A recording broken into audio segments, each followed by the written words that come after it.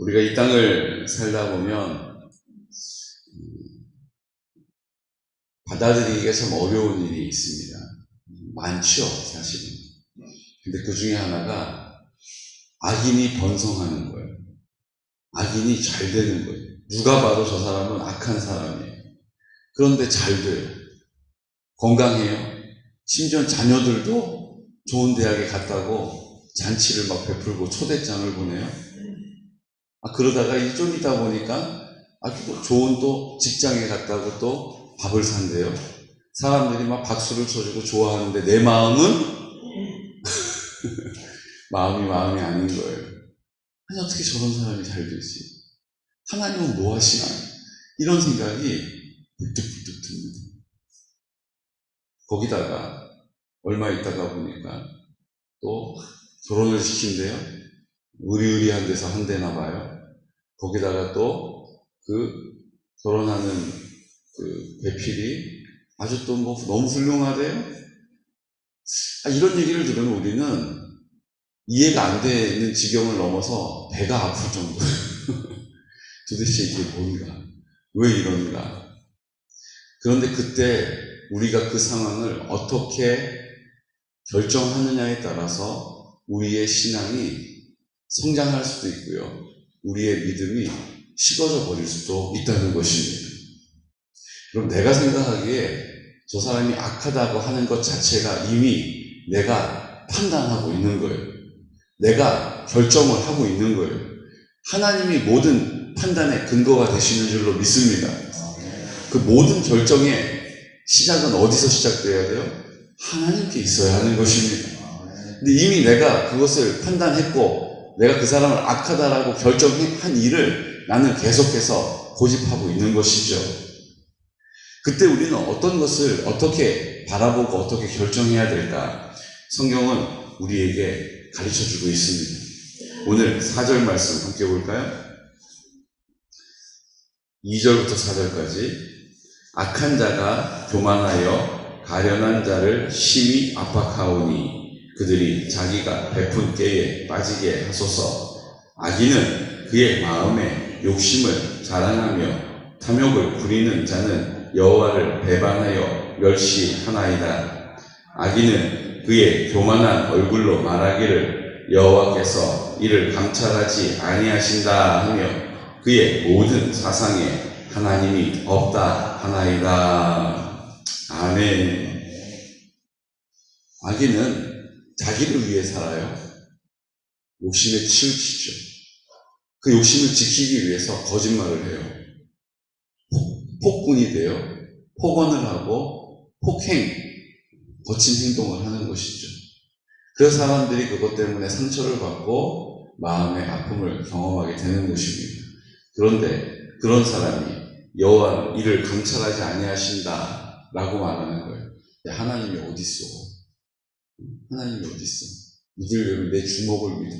내 통장 잔고를 믿어. 내 건강을 믿어. 난 원래 건강 체질이야. 그런데요, 성경은 그 모든 생각하는 일에 하나님이 없는 사람처럼 살아가는 그를 볼 때 우리가 어떻게 바라봐야 된다고요? 하나님께 있다는 거예요. 그 원수는 누가 갚아주는 거예요? 하나님이 갚아주시는 거예요. 그 이해되지 않는 마음은 누가 위로해 주셔야 돼요? 하나님이 이해시켜 주시고 위로해 주신다는 거예요. 어찌 저렇게 내 마음을 힘들게 하는가? 11절에 보니까 그가 그의 마음에 이르기를 하나님이 잊으셨고 그의 얼굴을 가리셨으니 영원히 보지 아니하시리라 말한다는 거예요. 아니 어떻게 저렇게 할 수 있을까? 내 마음이 막 분노로 인해서 답답해요. 내 마음이 막 화가 나요. 근데 그때 우리가 어떻게 해야 된다고요? 그 모든 것의 근원은 어디에 있어요? 하나님께 있음을 인정하는 것입니다. 그 모든 것은 하나님이 다 아신다는 것을 인정해야 한다는 것입니다. 내 억울함도 내 답답함도 다 하나님이 알고 계시다는 거예요. 여기까지 오면 우리는 누가 떠오릅니까? 욥이 떠올라요. 욥에게 너 잘못한 거 있잖아. 너 그거 회개해. 그 문제 해결해. 아니야, 나 그렇게까지 한 건 없잖아. 아니야, 너 그 모습이 바로 하나님이 벌 줄 이유야 라고 욥의 마음을 막 아프게 만들었던, 어찌 보면 욥에게 있어서 그 마음에 상처를 주는 악한 사람들, 그 친구들을 대하여서 하나님 어떻게 하셔요? 하나님이 그 모든 것의 근원이 되심을 인정할 때에 그의 입에서 회개가 나오게 됩니다. 아, 그 사람들은 악한 것이 아니라 나도 하나님 앞에서 악했구나. 나도 하나님 앞에서 잘하지 못했구나. 그것을 회개하고 났더니 하나님께서 어떻게 하세요? 하나님이 나를 통해서 이루시고자 하시는 것을 나타내시는 거예요. 관계도 회복시켜 주시고 그 소유도 회복시켜 주시고 하나님께서 그 모든 이 땅에서 나에게 나타내시고자 하시는 이 땅에 하나님의 나라를 살게 하신 줄로 믿습니다.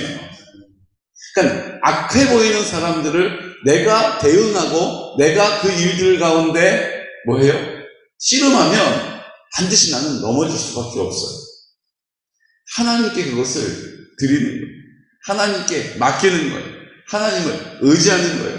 그 사실을 입을 열어서 뭐 하는 것입니까? 선포하는 것입니다. 그래서 기도가 중요한 거예요. 그래서 기도가 중요한 거예요. 기도는 우리가 지금 사용하고 있는 것처럼 무슨 최후의 카드가 아닙니다. 기도는 무슨 비장한 무기가 아니에요. 기도는 우리의 삶에 있어서 하나님께서 우리를 통하여 역사하실 수 있는 현실적인 대안이 되는 것입니다. 강력한 대안이 되는 것입니다. 입을 열어 회개할 때에 우리의 심령을 깨끗게 하시고 그 깨끗한 심령이 입을 열어 선포하는 왕과 같은 제사장으로서 명령하는 그 기도를 주님께서 책임져 주실 줄로 믿습니다. 그래서 우리가 기도가 필요한 거예요. 그래서 목사님들께 상담하면 늘 결론이 뭐예요? 기도합시다. 아주 답답해요. 기도한다고 이 문제가 지금 해결이 됩니까? 이 현실적인 문제가? 그런데 기도하면 해결됩니다. 기도하면 해결돼버려요. 기도하면 언제 그랬냐는 듯이 하나님이 회복시켜 버리시는 것입니다. 그래서 우리가 기도가 뭐예요? 하나님의 말씀을 붙잡고 선포하는 것이 기도입니다. 그냥 내가 이거 주세요, 저거 주세요, 이거 해야 돼요 라고 기도하는 게 기도가 아니에요. 하나님의 말씀을 근거로 선포하는 것이 기도입니다. 결국은 하나님의 말씀이 검으로 우리에게 역사하시는 거예요. 하나님의 말씀은 유일한 우리가 공격할 수 있는 영적인 무기입니다. 그 약속의 말씀, 검을 휘두르는 것이 기도하는 거예요. 가만히 있으면 방어만 해야 돼요. 물론 잘 방어할 수 있으면 오래 견딜 수 있을지 몰라도 결국 어느 순간 약해지는 그 한 구석을 공격해 올 때 우리는 넘어질 수밖에 없는 것이죠. 그 사탄의 견고한 진을 파쇄하는 일도 그 검을 휘두를 때 가능한 것입니다. 그 날카로운 검으로 베어버릴 때 해결되는 것입니다. 그러므로 우리가 입을 열어 말씀을 근거로 선포하여 기도하는 것입니다. 주님이 이렇게 하신다 하셨습니다.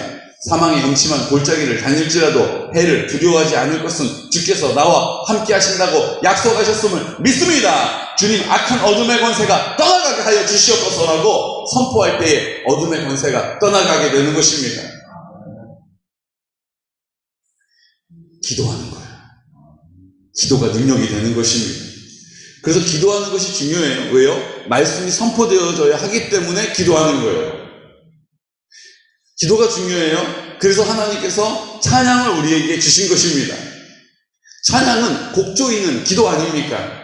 내가 계속해서 기도하기가 어려우니까 뭐 하는 거예요? 거기에 운율을 붙여서 뭐 하는 거예요? 노래를 부르는 거예요. 여호와는 나의 목자시니 내게 부족함이 없으리로다. 찬양할 때 그 찬양을 통하여 말씀이 기도가 찬양으로 선포되어지는 것입니다. 결국은 말씀의 검으로 싸우는 거예요. 주님이 싸워주심을 우리가 경험하게 되는 것이죠. 주님의 승리가 나의 승리가 됨을 믿으시기 바랍니다. 이미 십자가에서 승리하신 승리가 아니라 나에게 약속되어지고 보장되어진 승리인 줄로 믿으시기 바랍니다. 입을 열어 선포하는 자가 그것을 받아 누리는 것입니다. 악인까지는 아니지만 제가 이 비슷한 경우를 경험한 적이 있어요. 제가 이제 총회본부에 하나님이 총회본부로 제 걸음을 인도하셔서 부교육자로 6년 동안 사역하다가 총회본부에 교육국의 간사로 처음에 딱 들어갔습니다. 들어갔더니 원래 간사가 한 분이 계셨어요. 그래서 이제 그분하고 제가 이제 새로 가서 간사가 됐으니까 간사가 2명이 된 거죠. 주님 앞에서 열심히 하는 거예요, 저는. 그분도 이제 그분 나름대로 열심히 하죠. 아주 성격이 우직하고 좋은 분이에요. 그런데 어느 날부터인가 좀 저한테 불편한 걸 이렇게 제가 느끼는 거예요. 저를 불편하게 생각하는 거가 느껴져요. 제가 그런 것도 가만히 있을 수가 없잖아요. 그래서 물어봤어요. 내가 좀 불편하게 나를 느끼는 걸 내가 알겠는데 혹시 뭐가 문제가 있냐고 말을 안 해요. 그래서 어떡하나 그랬어요. 근데 어쨌든 하나님이 그렇게 저를 이렇게 그곳에 가게 하시고 또 얼마 있다가 제가 교육국장이 돼버린 거예요. 그러니까 더 저에 대해서 이렇게 불편하게 여기는 게 더 느껴지는 거예요. 제가 늦게 왔잖아요. 나이도 어리잖아요. 그런데 제가 갑자기 먼저 와 있었던 간사 얼마 되지도 않았는데 몇 달 안 됐는데 제가 교육국장으로 임명이 된 거예요.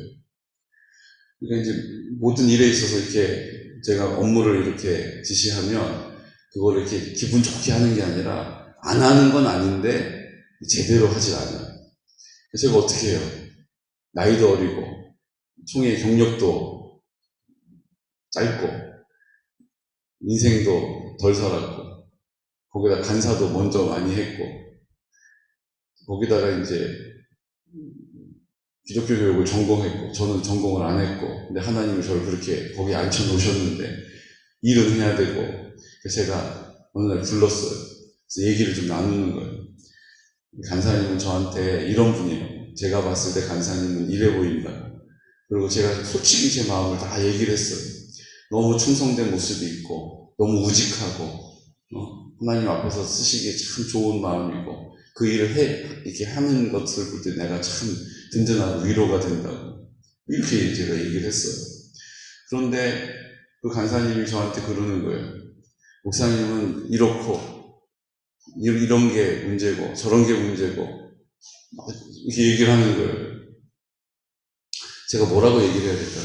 내가 뭘 그렇게 그거냐고 그건 오해라고 막 이렇게 말싸움을 할 수밖에 없는 상황인데 제가 그 일을 놓고 기도하고 있었거든요.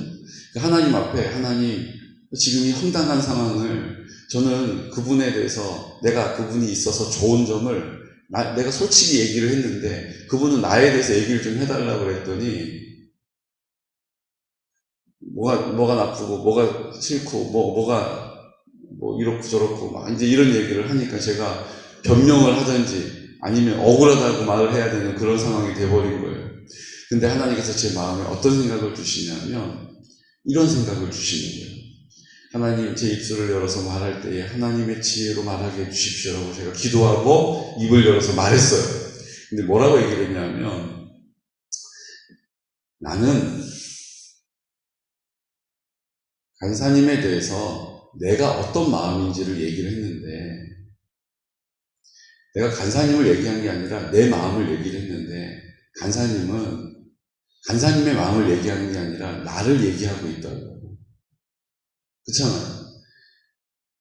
간사님 이렇게 해가지고 내가 불편하고 저렇게 해서 잘못된 거 같고 이렇게 하면 안 될 거 같고 제가 그런 얘기를 한 게 아니라 솔직히 내 마음에 간사님이 어떤지를 말을 했는데 간사님 마음에 자기가 어떤 마음인지를 얘기를 안 하시고 이렇고 저렇고 이제 잘못됐다라고 얘기를 하고 있다고. 나는 내 마음을 얘기했으니까 간사님도 간사님의 마음을 얘기하면 좋겠다. 이렇게 얘기를 했거든요. 근데 가만히 말을 안 하고 있다가 그 간사님이 갑자기 자기 마음을 얘기하기 시작합니다. 내가 이렇게 나이를 먹고 이렇게 늦게 신학을 하고 참 어려운 이렇게 과정을 겪어왔는데 내가 자신감이 없다. 내가 이렇게 잘할 수 있을까 용기가 없다.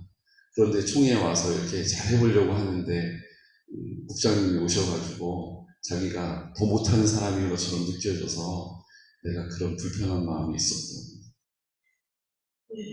이렇게 자기 얘기를 하고 나니까 관계가 회복이 된 거예요. 아, 그러셨냐고. 알겠다. 내가 기도하자고. 같이 기도하겠다. 우리 한 팀 아니에요. 그랬더니 그 일을 놓고 같이 기도하기 시작하면서부터 마음이 회복이 되면서 결국은 너무너무 좋게 이렇게 사역지로 나가게 됐어요. 마음을 회복하고. 할렐루야.